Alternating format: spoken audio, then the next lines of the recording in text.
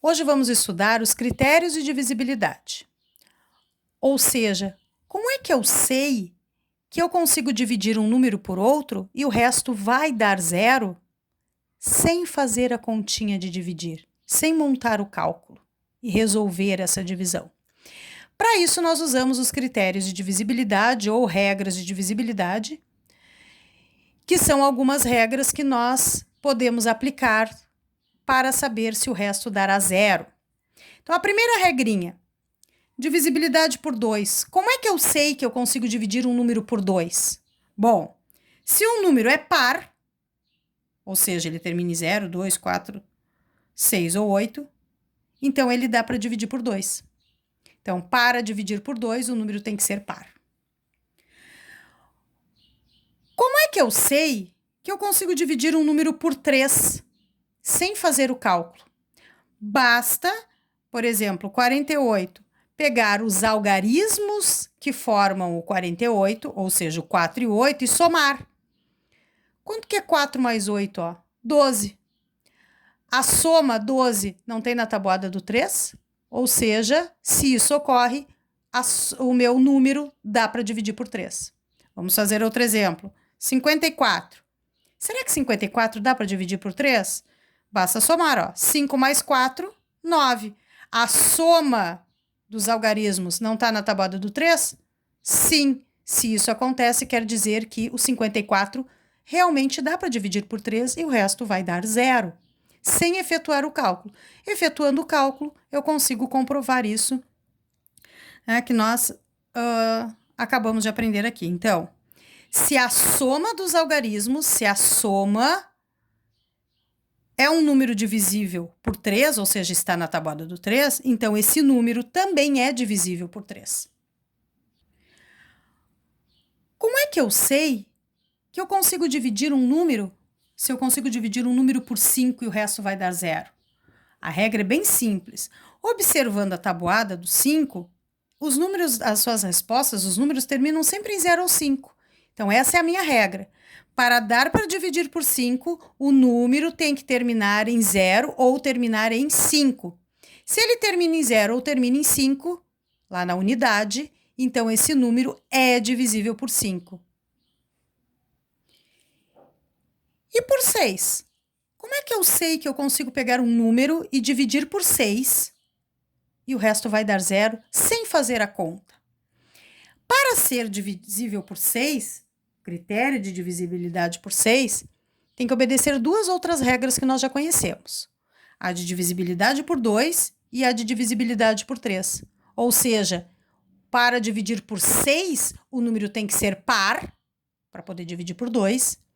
E a soma dos algarismos tem que dar para dividir por 3.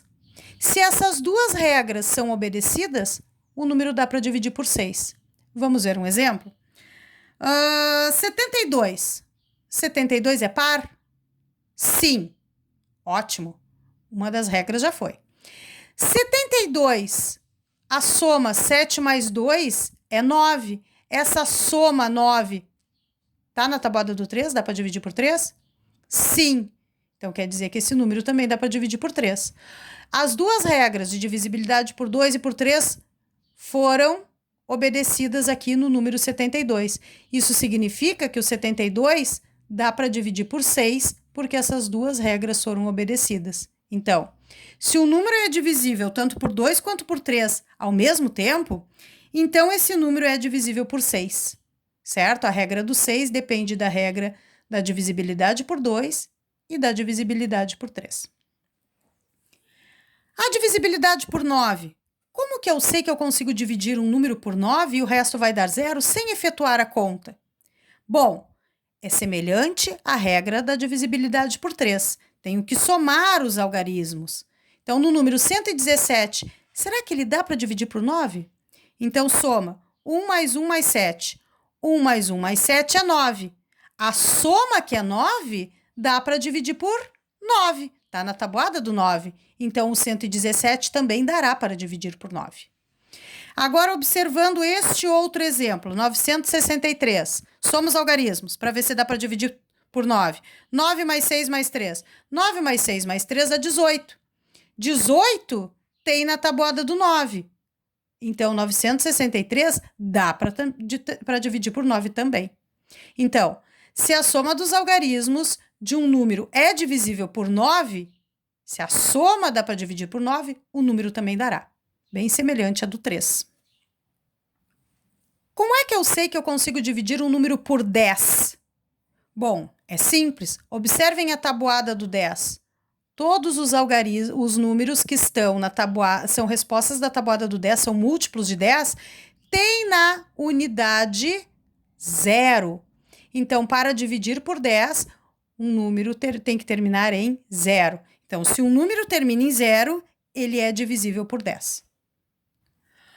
O livro não traz essas duas regras de divisibilidade por 4 e por 8, mas eu resolvi acrescentar porque são importantes também e são semelhantes uma da outra. Então, aqui, a divisibilidade por 4. Como é que eu sei que um número dá para dividir por 4 sem fazer a conta? Tem duas regrinhas, ou uma ou a outra. O número tem que terminar em 00. Por exemplo, 2000. Os dois últimos algarismos são 0 e 0. Então, esse 2000 certamente dará para dividir por 4. 2.500. Os dois últimos algarismos da unidade e da dezena são zeros. Então, esse número todo ele, 2.500, dá para dividir por 4. Ou eu poderia observar uma outra regra, quando os dois últimos algarismos são divisíveis por 4. Então, por exemplo, no número 1716, os dois últimos algarismos, o 16. 16 não dá para dividir por 4? Sim, então todo 1716 também dará. E neste outro exemplo, 306.044, um numerão.